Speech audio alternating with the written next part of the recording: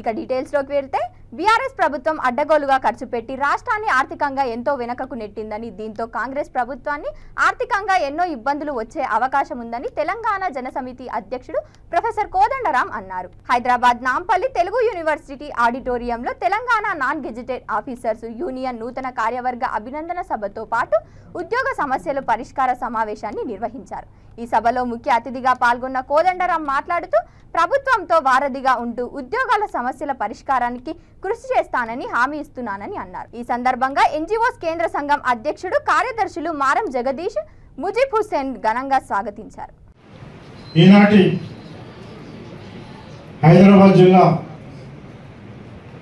నూతనంగా ఎన్నికైనటువంటి రాష్ట్ర అధ్యక్షులు అభినందన కార్యక్రమానికి ఉద్యోగుల సమస్యల పెద్దలు, గౌరవనీయులు, సకల జనుల సమ్మెకు సారథ్యం కుల సంఘాలను ఏకం చేసి మొత్తం ఆయన ద్వారా ఆయన ముందు ఈ రాష్ట్రాన్ని సాధించుకున్నటువంటి పెద్దలు, వారికి సహాయ సహకారం అందించిన మనందరూ సాధించిన వేదిక మీద ఉన్నటువంటి ఇక చెప్పుకుంటూ పోతే ఇంతకు ముందు మా చేయలేదంటే దాన్ని అది శక్తిని జాగ్రత్తగా మూసిపెట్టి ఎప్పుడు ఎంత వాడాలనో అంతే వాడటం ఒక ఉపాయంతో తెలుసుకున్నటువంటి వాళ్ళు.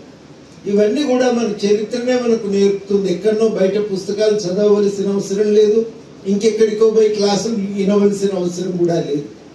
ఇవన్నీ కూడా చాలా జాగ్రత్తగా గుర్తెరిగి వ్యవహరించగలిగేటువంటి శక్తి ఇవాళ మన నాయకులకు ఉన్నది అని నేను గట్టిగా నమ్ముతున్నా. ఖచ్చితంగా టీఎన్యూలు చాలా జాగ్రత్తగా ముందుకు నడిపించి ఆందోళన జరిగి చాలా సమస్యలు ఎదుర్కొన్నారు, కొట్లాడినరు కూడా. చాలా సమస్యలు ఎదుర్కొన్నా కానీ కొట్లాడినరు, నిలబడ్డారు. హక్కుల కోసం గట్టిగా నిలబడవలసిందే. ఆ తర్వాత 56 రోజుల సమ్మె అప్పుడే కదా జరిగింది. 56 రోజుల సమ్మె జరిగితే అప్పుడే గద్దరు పోయి పట్టుకొచ్చిండ్రు, ఉద్యోగస్తులు అందరూ పోయి పట్టుకొస్తే అప్పుడు అది కాదు, మీటింగ్ కాడికి వచ్చేలోపు పాట రాయటం పూర్తయింది. ఆ పాట తయారు చేసి చాలా పెద్ద బయట వాళ్ళు ఒక పాత్ర పోషిస్తాయి. ఆ సంతపూరి రఘువీర్ లాంటి వాళ్ళతో పాటు గట్టిగా కదిలి దానికి బలాన్ని ఇచ్చింది, ఉత్ప్రేరణ కల్పించింది ఆ రోజు టీఎన్జీఓ. ఇవన్నీ కూడా చరిత్రలో అరుదుగా జరిగే సందర్భాలు. ఒక యూనియన్ సమాజాన్ని మార్చే పాత్ర పోషిస్తుందని ఊహించుతామా? హాస్పిటల్ కు పోయిందంటే కార్డులు లేవు కాబట్టి అదో పెద్ద భారమే, గుదిబండలాగా మారిపోతూ ఉంటాం. సింగిల్ ఇన్కమ్ తోని ఆస్తులు అమ్ముకోవలసిన సమయమే. సింగిల్ ఇన్కమ్ తో ఇల్లు కట్టుకుంటూ అయితే అయ్యే పనే కాదు. డబుల్ ఇన్కమ్ అయితే అది కూడా జిల్లాలలో ప్లాట్ కొనుక్కోవటం, ఇల్లు కట్టుకోవటం అనేది మనం చూడగలుగుతున్నాం. ఆ ఇల్లు చూస్తేనే చెప్పొచ్చు ఇది సింగిల్ ఇన్కమా డబుల్ ఇన్కమా అనేది అర్థమైపోతుంది.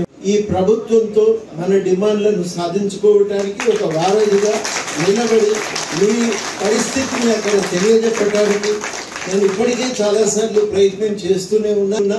మన ఉద్యోగులు కాబట్టి ఒక సఖ్యత అనేది 2 చక్రాల్లాగా, రాజకీయ నాయకత్వం ఒక చక్రం అయితే ఉద్యోగులు 2వ చక్రం. 2 నడిస్తేనే బండి ముందుకు పోతుంది, లేకపోతే పోదు. కాబట్టి సఖ్యత అనేది చాలా చాలా అవసరం. ఆ సఖ్యతను నెలకొల్పటానికి నేను నా వంతు ప్రయత్నం